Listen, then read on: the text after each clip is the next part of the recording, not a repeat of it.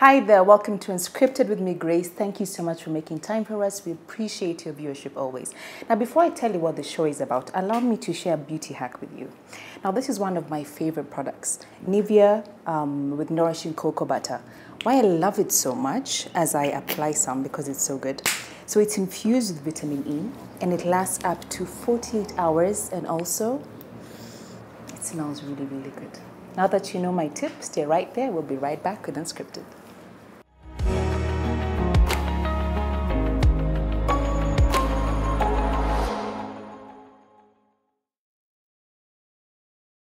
Hi there, welcome to Unscripted. Thank you so much for making time for us. Now, today's conversation is a very important one. We're talking about postpartum psychosis, not depression. I was corrected. It affects 1 in 2,000 women globally. And with me is a lady who is brave to come and share her experience. Chebet, yes. Thanks for coming on the show. Thank you for having me here. Nashkuru. And thank you for correcting me. It's not depression, but psychosis. Psychosis, yes. There's a difference between psychosis So and let's depression. start with that. What's the difference? With depression, I think it's just moods and you go into a place where you don't want to talk to people. Okay, I'll say how I went Your through. experience. Yeah. Okay. So when I was in depression, I wouldn't talk to people, I want to sleep the whole day. But now with psychosis, you see things and hear things that don't actually exist. So I've been to both. I've been in both postpartum depression and postpartum psychosis. And depression so is very common for many women after very giving birth. Yes. So it's like the next level if you don't treat it. Mm-hmm. I see. So I've been affected with postpartum psychosis, where I could see things and hear things and actually imagine things that didn't exist. Really? Yes. Like what? What do you mean by see things and hear things? Seeing things like, I remember one time when I was in hospital, I would see an obituary on a wall, but it wasn't an obituary. I later came to learn that it was actually, you know, those images where that pretty woman says it's the doctor is in or out. It was actually a face of a woman. I was in the hospital, yeah? So I saw someone who was dead, but it wasn't. Did you know this person? No, it was just a face with some inscriptions there, died, born and died. You know how an obituary looks like? It actually looked like. And it seemed very real to you in that It was so real then, and coming to learn that it wasn't real, I was like, wow, I was actually seeing things that didn't exist. And you mentioned that some people are predisposed to this. Yes. To this condition. So tell us how and why. In your case, how did this happen? In my case, when I first went into depression, I didn't know. Okay, I knew before I got into it. I knew that there was a possibility of getting into depression. Why is that? Because in campus, for a weird reason, I did psychology. I did a minor in psychology. So during my class, there's a class called family and marriage, psychology in family and marriage. So we were told to do a genogram. So in that genogram, you go back to you are told to do 2 generations back. You see health-wise and everything. You just analyze your family like a family tree. Okay. So when I did that, I found that my maternal grandmother went through psychosis, actually, yeah, and depression, postpartum depression. So then I didn't know it would be me. You know, you know it's genetic, but you never know it will be you. That's true. So when I did that, I knew yes, it's possible, but I didn't know it would actually hit me that hard. When was the first instant of it? When did you realize something is not okay here? How did it manifest? 2017. 2017 January, I gave birth to my daughter, and then in around March, Easter holiday, we had a family function at my in-laws. So I started feeling, you know, I'm usually a people person. So I started feeling like I don't want to be around people. And earlier that day, there was a bash for the baby, for seeing the baby, yeah. And after that, I wanted to just be alone. And then all of a sudden, I couldn't sleep for days. Not one day, days. And not because of babies keeping you up? Like No, you just can't I didn't. At that moment, I didn't even know that my baby existed, you know. So when I got there, I didn't know. You know something is wrong, but when you get into it, you don't know what's going on. Yeah. So I couldn't sleep for days. And then, so my mother-in-law got worried. And I think she made calls. You know, I wasn't even aware of what's going on around me. So she made calls, I think, and we were supposed to go back to my mom, now my mom, but we didn't go because I was not okay. They noticed I wasn't okay, so they took me to hospital. How, you mentioned you were not even aware of your child. Explain to me what that is like. You know, you're not paying attention, you're ignoring what? As a normal parent, you're supposed to take care of your child, like change diapers, breastfeed, you know, like a normal parent would. But I didn't want to breastfeed. I didn't want to change her diaper. I didn't, like, I was even thinking she's not my child. Psychosis. Yes. So I started even to believe that maybe I didn't give birth to her, you know. It's as real as you it were gets. detached completely from Yes, your I was child. totally detached from reality and from my child. Oh my. Did you ever try and harm your child? Or you didn't get there? No. But later on, I experienced 2 psychotic breaks in 2017.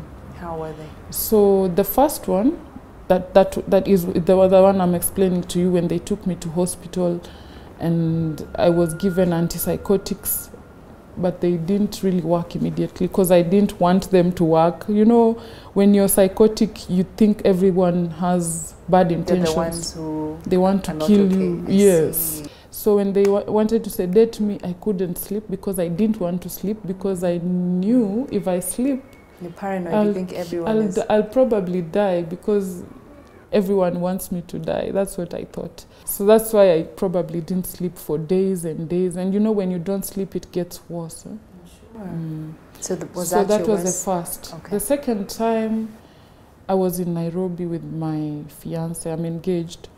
So I think the trigger is when a lot of people. So before I actually got into the break, friends had come to visit the baby again. His friends, they surprised us. So the surprise, I think, got me off the hook here. So when they came, I didn't want to see them. And they know I'm a people person. So they were wondering what exactly is going on. Yeah. But kumbe, I was in a psychotic break. And I mean, it's also, how do you draw the line between, because it's understandable when you're a new mom and all these new demands, new body, emotionally, mentally, it's a whole new journey. Yeah. So sometimes naturally you won't want to be around people, you want to understand this process by yourself. How do you, for those at home who could be new moms, how do you draw the line or find the balance or know when it's off and something is terribly wrong and it's not normal? Yeah, I think the postpartum blues are normal. Anxiety is normal. Depression, no. So you'll notice, when you notice that you don't want to take care of your baby, that's a red flag. That's a red flag, yeah.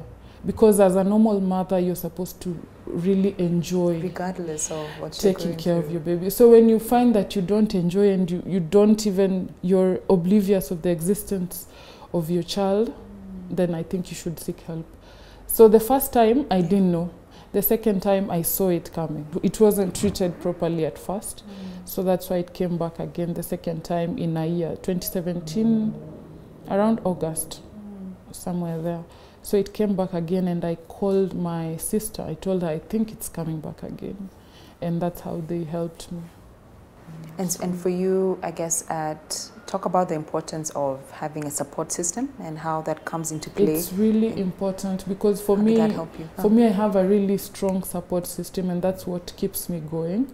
Whenever I feel something, I call my sister-in-law. My sister-in-law is my best friend, apparently. So when I feel something is not working, something is not right, I call her. So it's really important to have a support system around you, because they're the ones who know you. They're in a better position to help you. Like this time, you know, I'm a second time mom. Okay. So this time I also saw it coming. I see. So you acted early. Yeah. You responded early. So I called my sister-in-law. I told her, hey, I feel like things are not okay again. So that's why they really came around and helped me. I just finished my antipsychotic drugs. In fact, tell us, as we go into break, what is the treatment for psychosis? When you reach out for help, what is that help? When you reach out for help, the first thing actually, you're supposed to see a psychiatrist immediately.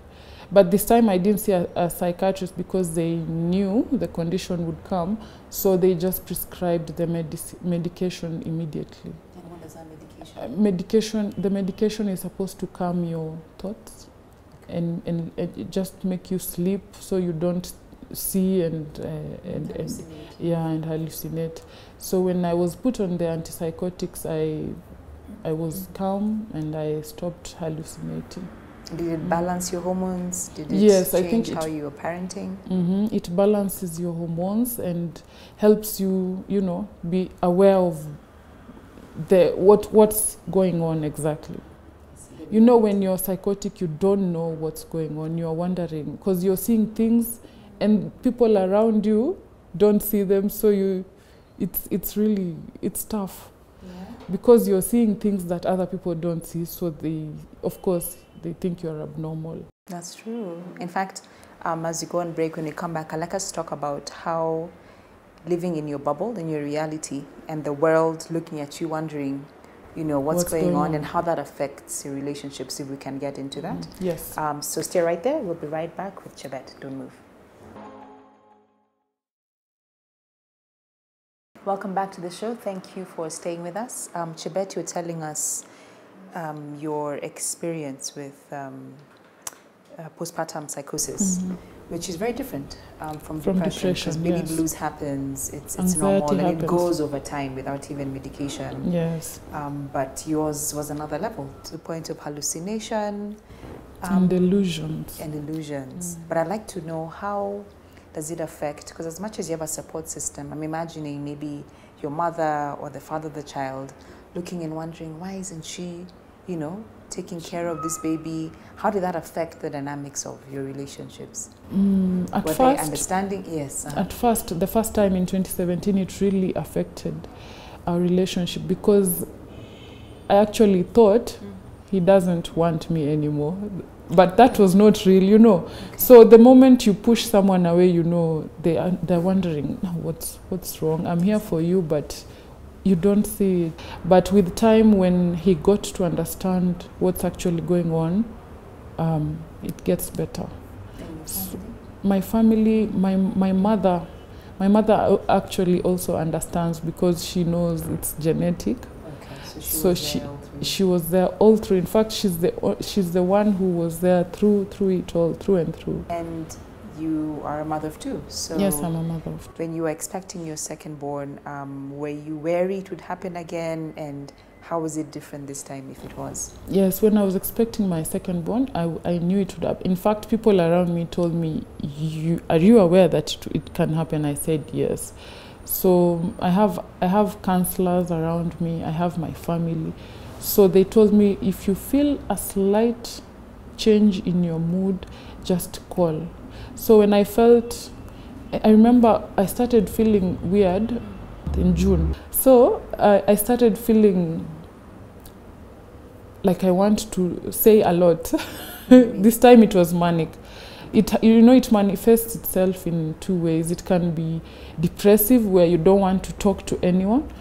And it can also be where you are talking. In fact, this time now I felt like I was talking to the whole world. Oh, really?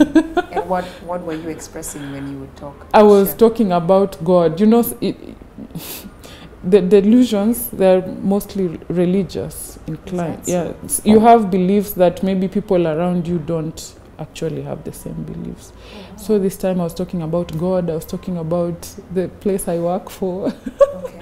It was really funny. So you when can I laugh started, about it now. yeah, I can laugh about it. But before it started, you know, when I was there, I didn't know I was there. But before I went into it, I knew. So I kept calling the people around me. I'm telling them, hey, cartoons. My daughter was watching a lot of cartoons. So with this corona, you stay indoors. In fact, it affects your mental health. So I noticed my daughter is watching a lot of cartoons, and I wanted to, take her outside so that she can stop watching cartoons. And people around me noticed I was talking too much because I kept calling them. Brielle is watching too much cartoons. I think this corona is affecting us. I talked and talked. Yes, I was raving. So my mom told me, Chebet, are you okay? You're talking too much. And I told her, no, I'm fine. Because that time I knew I was fine. Yeah. So I think they usually communicate. I think she called my husband. And then my husband, they did something. They sought medication for me. So you didn't go see a doctor? No. Okay. But they consulted a doctor? They consulted a doctor. So I was put on antipsychotics. At first, because I was talking too much, it reached a point I was actually preaching. Which is not you normally? No, it's not. Okay. So they actually had to sedate me again. And I slept. I had not again slept for days, I think 2 days. So they put me on sedatives. So it's almost like bipolar? Yeah, it's almost, but it's not. It's postpartum psychosis. I see. But I have to ask, even for those moms who maybe they had it the first time with their child and they're hoping it won't happen again, from your experience and maybe medical advice, is there a way to treat it indefinitely? Like maybe the first time it happened and then you can be assured this won't happen again. There's no way you can... I don't think there's a way, especially if you're genetically predisposed. You just have to be on the lookout. So when it happens the first time, be on the lookout for the second time. Because if it's postpartum psychosis, there's a high chance it will come again. So if you would have another child, it could happen? Maybe. But now that I know, I'm at a better position to treat it. My family is at a better position to treat it. Like this time they arrested it very fast. I see. You see now I'm okay, so that's why. Otherwise I would be preaching to you here. It's preach. Go ahead. Amen. For you, what was, I guess through that experience, what was the darkest, the lowest, or the moment that scared you? And you knew now this is too much? I think the darkest moment is when I wanted to die. I wanted to commit suicide. Yes, actually twice. The first time, I was in Kericho with my mom. And I went to the kitchen. And then? There was a knife. I took the knife. And I wanted to kill myself. But something stopped me. It must have been God. Because I felt so, like you hold a knife, but you can't even use it. You feel powerless. So I felt so powerless. I left the knife. I was like, maybe not today.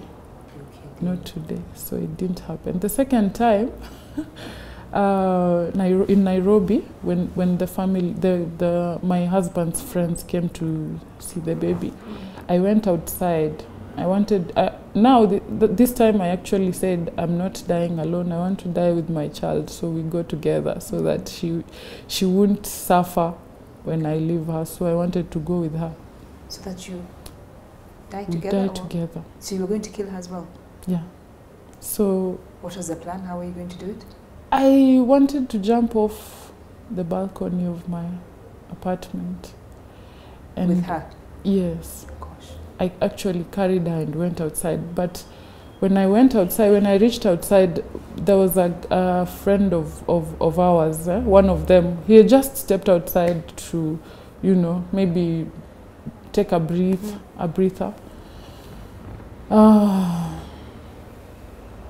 So when I went to the balcony, he was there at the balcony.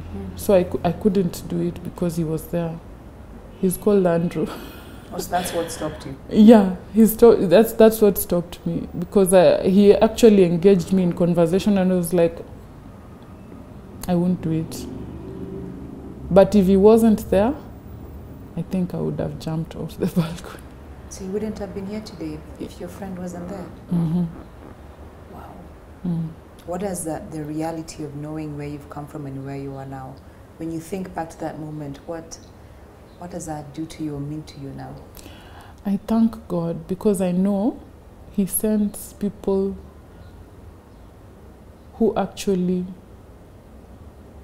He speaks through people. He does things through people. So I actually thank God, because if it was not for that friend at the balcony, I probably wouldn't be here. And the knife, I know it's Him, because I felt, how do you hold a knife and you feel so powerless? You can't use it. So yes, I actually look back and say it's just God. It's nothing else. It's no one else but God. Yes. As we wrap up this part, what can you tell a woman who is in a similar situation, maybe, and she doesn't even understand what's happening? What can you tell her? I think the very most important thing is have people around you who understand you, so that when they notice your behavior change, they know she's not right, she needs help.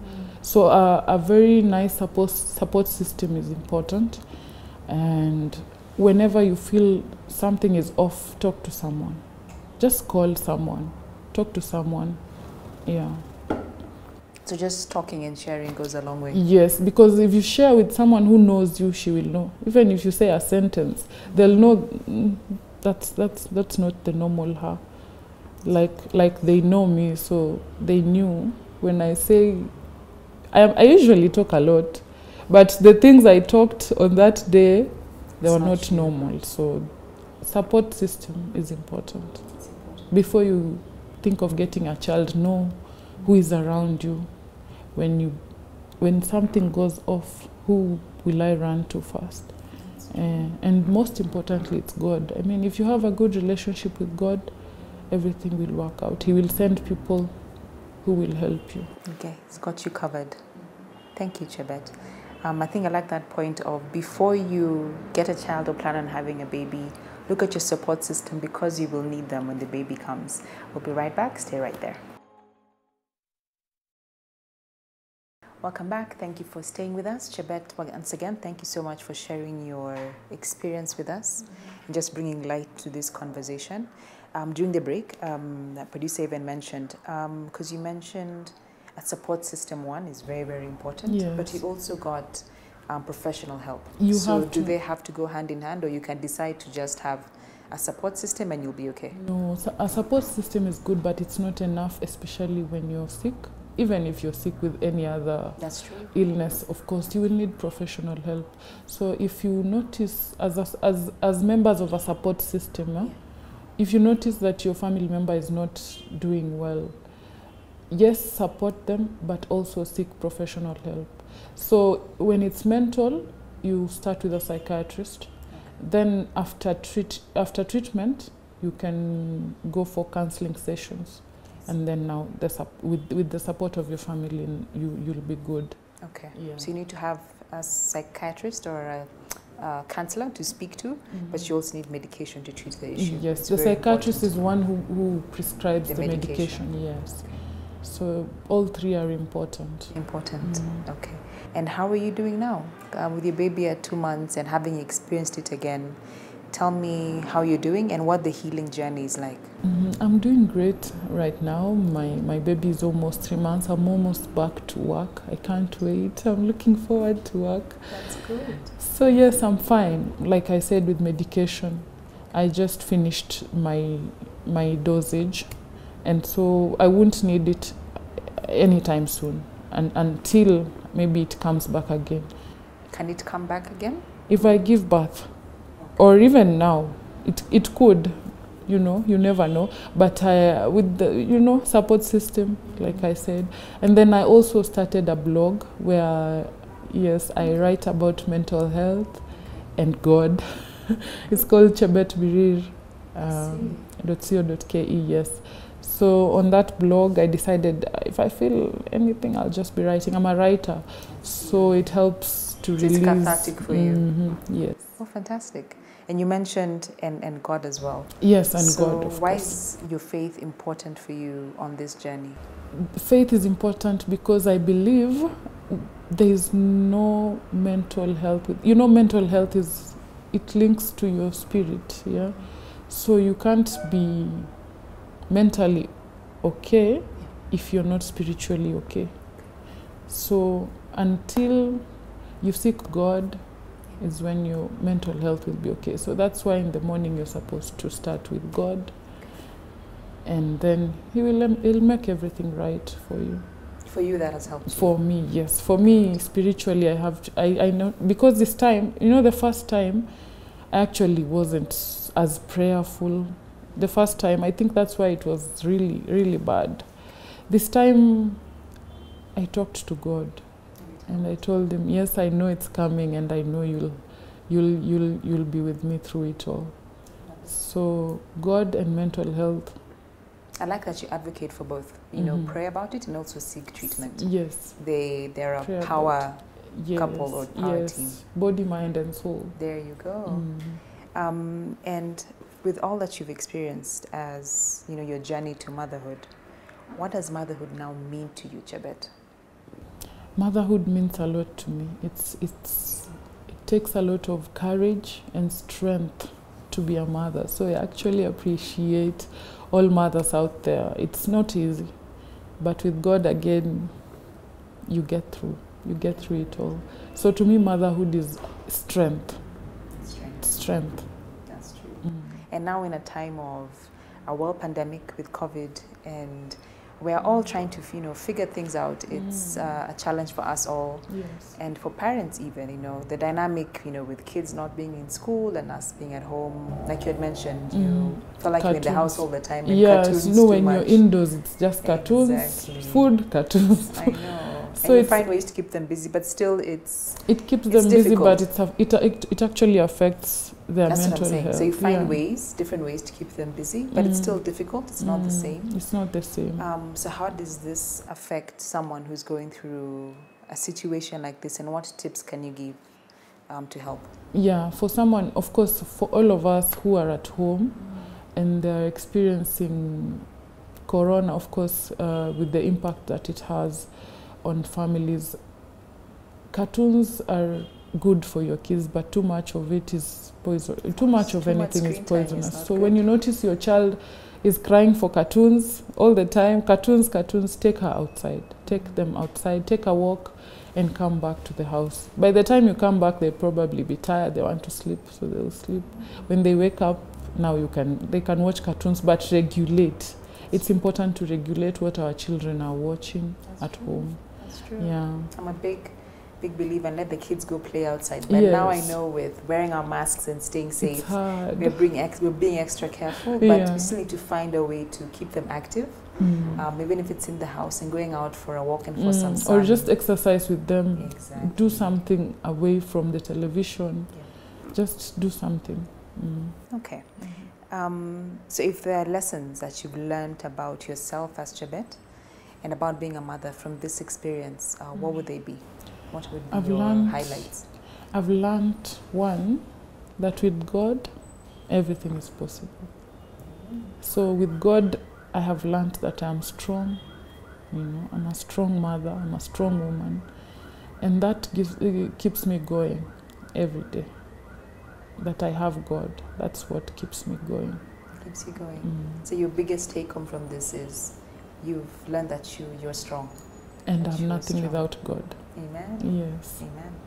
And are you, I don't know if I can ask this, if you plan on having other kids, but because of what you've experienced, are you wary of having another one, or this time are you confident that if it happens again, you'll beat it?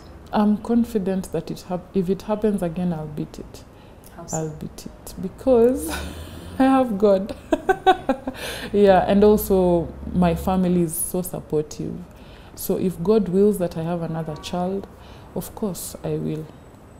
And I know it will be easier. It won't be the best, but I know it will be easier because I have a good support system around me. I have God, and I have my husband who is very supportive. Okay. Okay. Yes. What are you most grateful for, Chebet?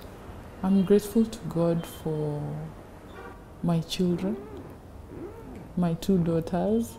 I'm grateful to God for the family He has given me because they have been with me through it all. Yes, and I'm grateful for being here with you, Grace. Thank you for coming. I'm grateful for everything. What made you decide you want to share this story actually? It's a story, I remember I called you. Mm. Yeah, it was a story I saw of motherhood and alcoholism. I see. She's Carol. called Carol, yes. So I saw Carol and I was like, hey, her story is so unique. And you can imagine how many mothers, it's unique, but a lot of mothers are going through the same. So I thought I'm also a mother and I have a story to tell. That's why I called you and I came here. Because I felt I need to help other women who are going through the same. You know, a lot of women are suffering, but they don't talk about it. A lot of women, they are depressed, but they don't know. They don't know it's depression. So it's good to create awareness, mental health awareness. I'm actually a mental health advocate. So I decided, let me come. Maybe it will help a woman out there who is suffering. It's true. You never know who's watching. You never know. So as a parting shot, what can you tell, especially first-time moms watching? Yeah. Yes. So if you're a first-time mom, just make sure you have people around you who will support you when you hit rock bottom. Yeah, that's what matters, really. And God. Yes, pray that your motherhood will, that it won't be easy, but pray to God so that He can be with you through it all. So God and a good support system, that's enough. Thanks for sharing your story. Congratulations on everything. Thank you. And going back to work soon. Are you nervous with COVID, or are you ready to because I'm an essential service provider. I'm not so nervous. Okay. I'm actually excited. Oh, good. I like the positive attitude. Thank you so much for bringing that onto the set today, even at home, wherever you are. In light of what's happening in the world, I hope you're staying positive. I hope Chebet has reached out to any mother who needed to hear this story. You're not alone. You can be treated, and you can enjoy your motherhood journey. I believe that. Thank you so much for watching. Do stay well, stay safe, and stay positive. Until next week, good night and God bless.